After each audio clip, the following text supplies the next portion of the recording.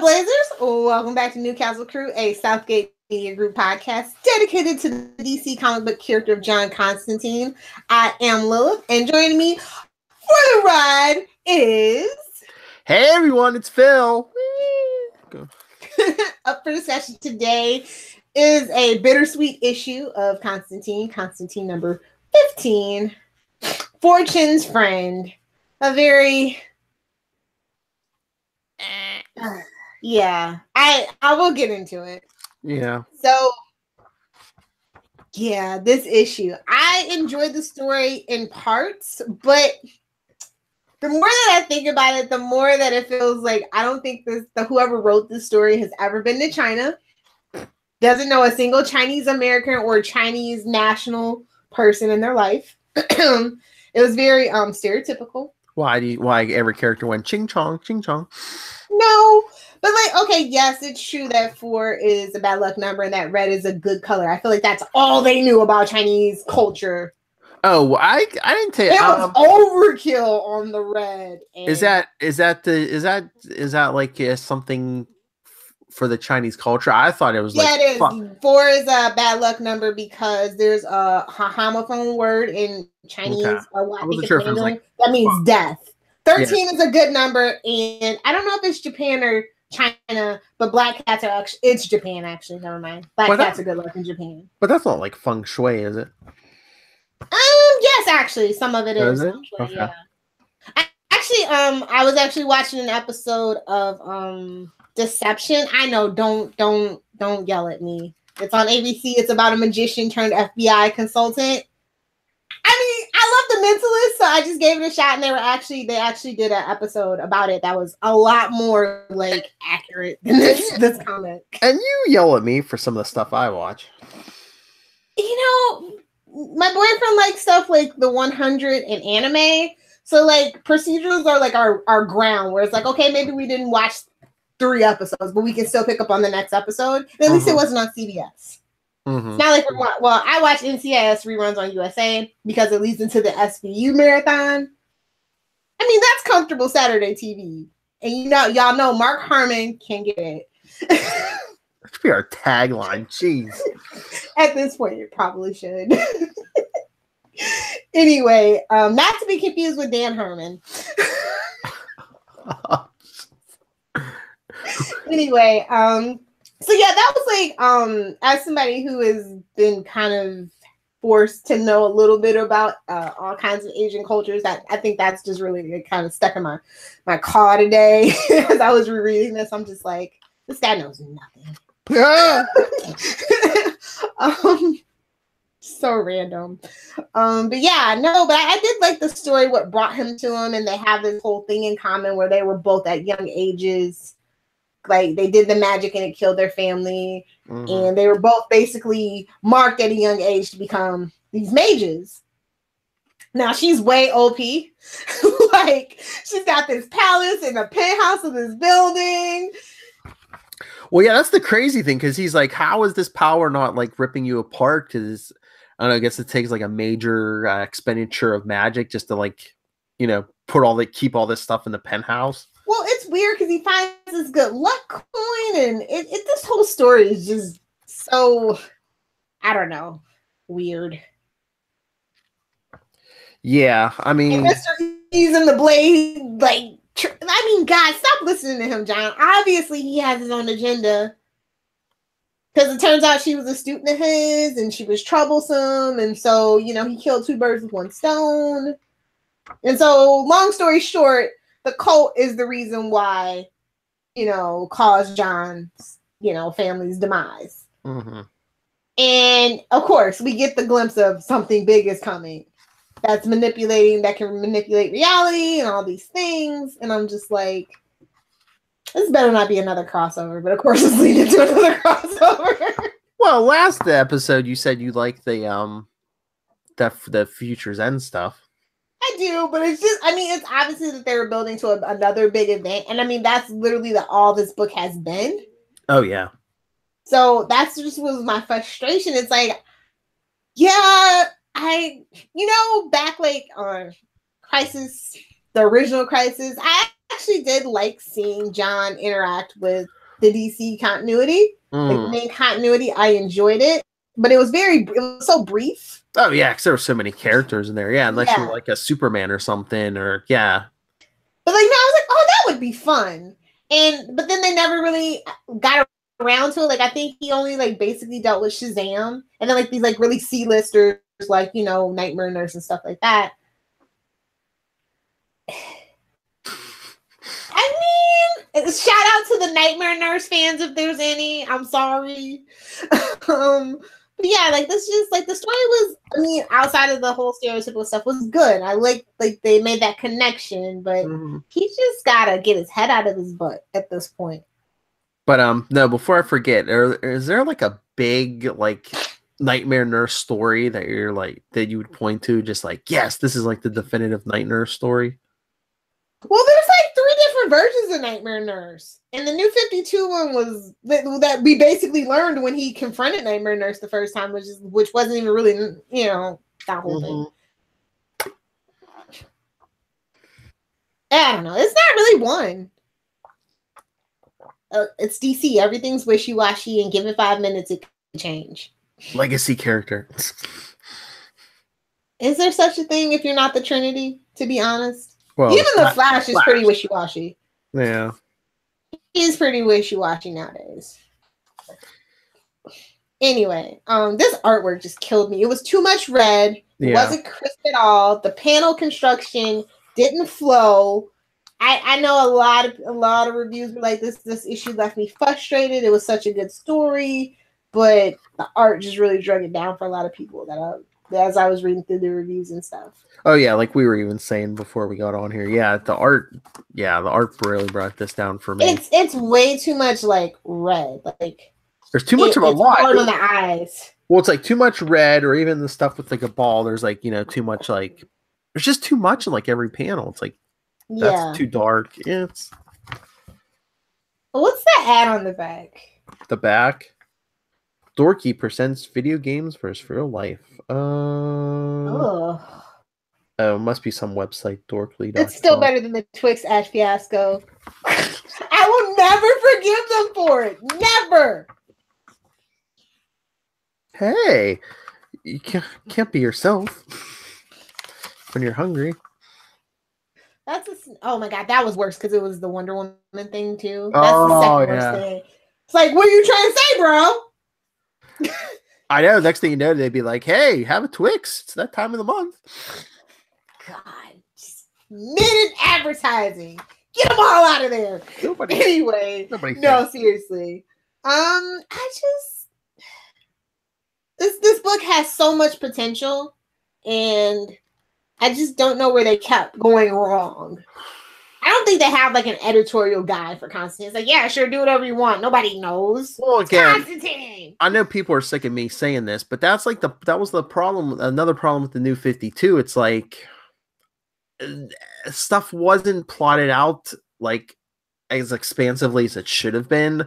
With a lot of books, it was like, okay, one team's gonna take it this way. Oh, new creative team. The book's gonna go a completely different direction. See, like as much as I felt like Marvel definitely needed an Ultimate Universe to play around with, you know, because that whole sliding 10, 20-year thing, it gets really frustrating for somebody that's says has a collection of comic books from the 60s, and you just go, you have to roll with it. But the Ultimates, you don't have a writer writing for 2 years to get that character to the place that it needs to be. Well, at the same time, he was just, he's 25 and ripped. Let's go. That's pretty much everybody's MO at that point. Well, so something has to be in the middle of like, hey, do what you want, and hey, go crazy. Like these are your top tier characters. You probably shouldn't do that with. Yeah, but I mean, All-Star Batman. Okay, but all those Batman has to be around. Superman has to be around. Wonder Woman has to be around. Weren't those All-Star books? Isn't that what they're supposed to be DC's Ultimate line, and then? Well, they only made 2, right? Batman and Superman, yeah. And the All-Star Superman was, I like that story. I'm glad that it's not canon, kind of thing. And Batman didn't even finish its run. I think that only went Batman and Robin, right? That one. Yeah, All-Star Batman and Robin. Yeah, only went like 10 or 11 issues. Well, that was because it was tied into. It turned into being tied into that main event. Oh yeah. Around that time, like originally they weren't going to do that, and technically, well, it depends on what day you ask the writer if you can consider that in the same continuity as All-Star Batman and Robin. Some days it is, some days it isn't.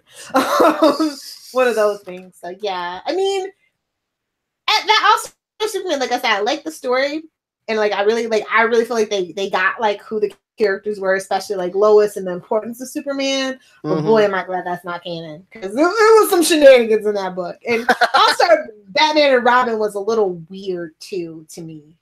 It was a fun story, but like we just need Elseworld tales. Like just bring those back in full force and don't be afraid. I mean, some of our best stories come from that, you know?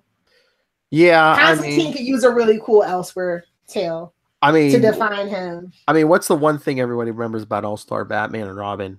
I'm the Batman. I just remember Frank Miller. One of those covers, like I remember the beer cover fiasco for All-Star Superman.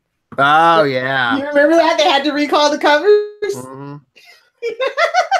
Oh heavens to Betsy! Some Midwest boys are having a beer. I'm like, isn't beer the American thing? Was it like Jim Lee art? Because I think it was the first issue. Like Vicky Vale's like strutting around her apartment in her bra and panties. Got like a nice butt shot or two. I mean, if we can do it for Dick, we can do it for everybody else. It's fine. Dick Grayson, people. Dick Grayson. His podcast is rated T for T plus sometimes. We really push that Southgate Media Group envelope. We have no oversight. Don't tell Rob. Shh. We're latchkey children. If you like what you hear, don't tell Rob. Anyway, no. I feel like they never built up this potential, because I feel like they're leading to something, but then the story goes sideways, and we never get like any reconciliation on the storyline. Am I remembering that right? I think so. Yeah. It all like kind of blurs together. It does. At this point of the story where there are no crossovers and we only get one shot to clean our palette, you know, it's like, But it's just a shame this book never lived up to the potential that it had. A lot of people really wanted to like this book. And I think that this could have been a case of maybe they should have made this particular book tie in with the TV show. Like, I'm kind of sort of against it ever since Arrow season 2.5 or whatever it was, comics or whatever. But I think Constantine could have benefited from something a little more planned out and not as tied to everything else, because that's what really bogged it down, unless it was the Shazam issue. I think it was the timing too. I think New 52 wasn't the place to start this. Like a Constantine book set right in the DC universe proper. If it had been before Flashpoint, maybe if they'd waited till Rebirth, but I think starting in New 52 kind of hurt it. Well, constantly pushing him into crossovers is what happened. Well, yeah, I mean that's the problem again with New 52. It was all crossovers, and it was just all like, seriously, it was just one big event to the next, and everything got lost. It's like, I'm not reading that book. I mean, care about these characters. I mean, one would start before the other one was over. It's like, yeah, crossover confusion. Poor Constantine. And I did think that Constantine the Hellblazer had a better start, but it fizzled really hard, unfortunately. Yeah.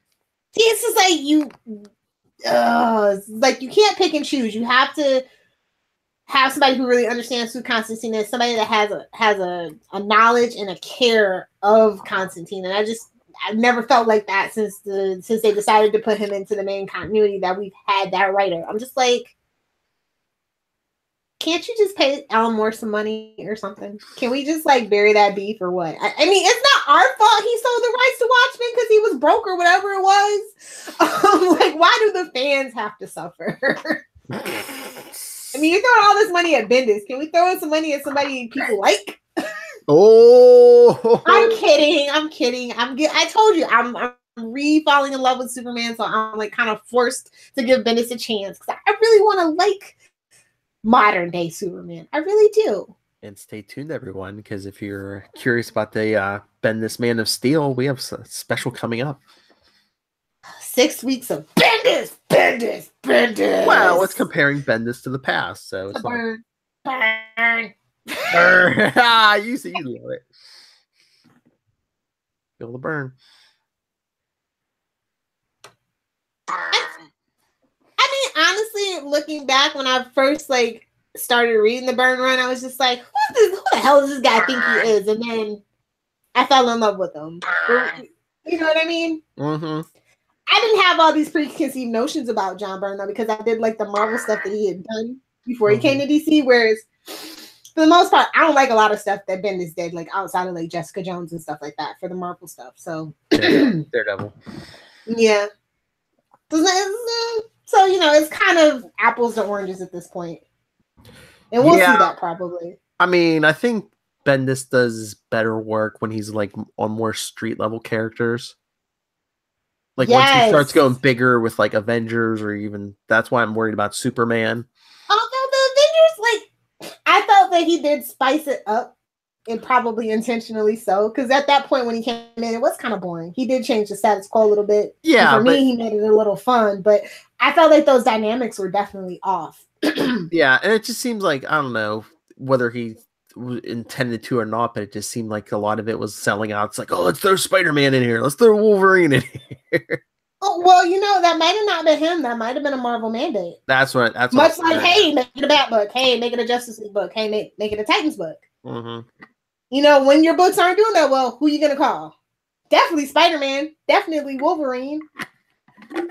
Mm-hmm. You know, and if it's the 90s, you know, why not an X-Force character 2 or 3? Ghost Rider. Oh, my God. I miss the days when Ghost Rider was good. I know Damnation is good. You've been saying nothing but great things about it, but I mean, I just don't feel like Ghost Rider is right for the time that we're in. Do you know what I mean? Yeah. It's kind of like how people keep forcing Captain America to be a thing. It's like there's a time and place. And I just feel like maybe it's not time for Cap. Maybe give him another 20 years. Just the original Johnny Blaze block. Just the original Johnny Blaze run, or the 90s Ghost Rider. Yeah, I mean, he very much feels like a character out of time at this point. It's just like, why do we need this character right now? And it's weird because there's like Johnny Blaze is around, but Robbie Reyes is in the new Avengers book. It's one of those black kid Flash things, isn't it? It's like kinda. There's 2 of them now. Things are getting out of hand. Kid Rider. Oh God. Anyway, so poor Constantine. Great story. Suffers from the artwork, and you know, probably gonna say that probably for the next 2 more issues too. I think, if I remember right. And then it starts to pick up, and I guess somebody woke up and said, "Hey, do better." Yeah. All right. I can challenge you. I know we're not thrilled with the art in this issue, but was there a page that you found least objectionable? I didn't like any of the inside art, but I love the cover. Oh, yeah. I absolutely love that cover. It is phenomenal. That needs to be a poster. Oh, yeah. You can, the easiest way to find the textless versions of these is to go to the, which wiki is it? I don't know. Sometimes it's Wikia, and you have options for it. And sometimes if you even just do a Google search and put the issue in text list, sometimes it'll bring up. Yeah, sometimes they're not big enough though. Your poor boyfriend. Philip, this podcast is rated T. Oh, listen to you.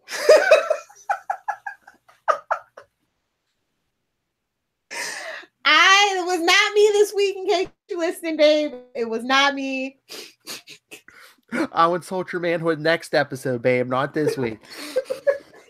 I got, after the Smallville thing, I think I've got I gotta space that out another 2 weeks. What? You insult him on Smallville? What? Oh, I'll tell you after. But anyway, yeah, what was your favorite page? Well, I agree with you. The cover was good, but if I had to pick an interior page, it's probably that one. I mean, yeah, too much red, but what? His face. Like I said, it's not even like it's like good. It's like the least objective. It's the least busy. It's the least busy that you can actually focus and see what's going on. Yeah. I totally get what you're saying. Yeah. Nope. Cover's my favorite thing about this book outside of the story. Yeah. I think they might have had a new artist or something though. Maybe. What is that? ACO? ACO? Yeah, I don't remember seeing that one previously. Yeah, it wasn't the previous issue. It was a different artist, so. Yeah, because that one was a one shot. Oh, no, maybe. I don't know. Anyway, I give this one a solid B+. Yeah. That's how bad the artwork drug it down. I did enjoy the story. I like the twist. But I just don't feel like Constantine is himself. There's like some kind of like seeds of doubt and stuff that he's going through, but they're not really exploring that enough, I think.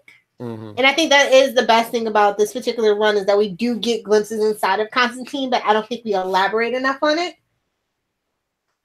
Yeah. Agreed. All right. You agree with the B+? Yes. Okay. So I guess we can do some shameless plugs and get to bed. Yeah. You know, her and her bed, me and mine, yeah. Just make up with that boyfriend. All right.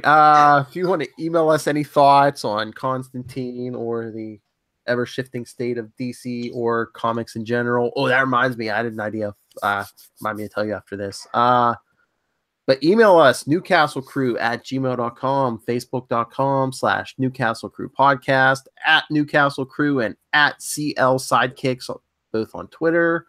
Follow us on Instagram, Newcastlecrew podcast, and @CL Sidekicks again. And the voicemail, 614-382-2737. That's 614-38-CAPES. Oh, I was going to say no fours in it, but yeah, there is 1 4, so. If you guys want to find me on Twitter, I'll be live tweeting Flash and Arrow season finales. We might even do a roundtable on the state of DC CW TV shows, maybe, since Phil's in a roundtable kind of mood. We could do that. Yeah, I need to talk about what's happened. Well, that kind of, again, after we're done with this, I'll tell you my idea. They might work in a little bit into that. Yeah, so @Lilith Hellfire for everything else. @Adventures in FG. That's Facebook, Twitter, Pinterest, and Instagram. @Adventures in FG. I guess Phil's been making announcements on my behalf, so I should probably make this announcement too. Well, I just started yesterday for like the first time, so yeah, keep. So I'm doing that project that I mentioned a while ago. It's kind of coming up fast. I had somebody bail on me, so I am looking for a co-host for a Smallville and Superman related podcast. It's called Somebody Save Me. You can find us on Twitter, Facebook, and Instagram. Somebody Save Me podcast. So if you're interested, just reach out to me. Definitely on Twitter, or Instagram, or Facebook. Yeah, definitely keep us updated when it goes live, because people, this is going to be uncensored Lilith Hellfire. Yes. Although it's probably going to be pretty PG because it's about Superman. Although Clark does do some dumb crap in season 1, so you might get an F-bomb every now and then. Oh, so yeah, Clark. I thought later seasons you might just be like, "What? Oh, Lana's a witch? Lana's a witch?" I actually enjoyed that arc, but you have to tune in to Somebody Save Me to see how I finesse not getting judged about liking the Lana Witch arc. So anyway, Phil, where can all the lovely people reach out to you, especially those comic book creators and whatnots? Creators, actors, Romans, countrymen, email me, nightwingpdp@gmail.com. On Twitter, I am @nightwingpdp.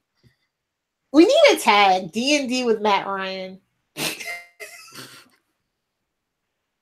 Something good viral. Happen, yes. So yeah, that's pretty much enough of our shenanigans and random nonsense for one night, guys. We appreciate you listening. Just want to remind you to rate, review, and subscribe to us on your various podcatcher services, and send us some feedback. So Hellblazers, thus ends another episode, and until next time, I will see you in hell, Squire.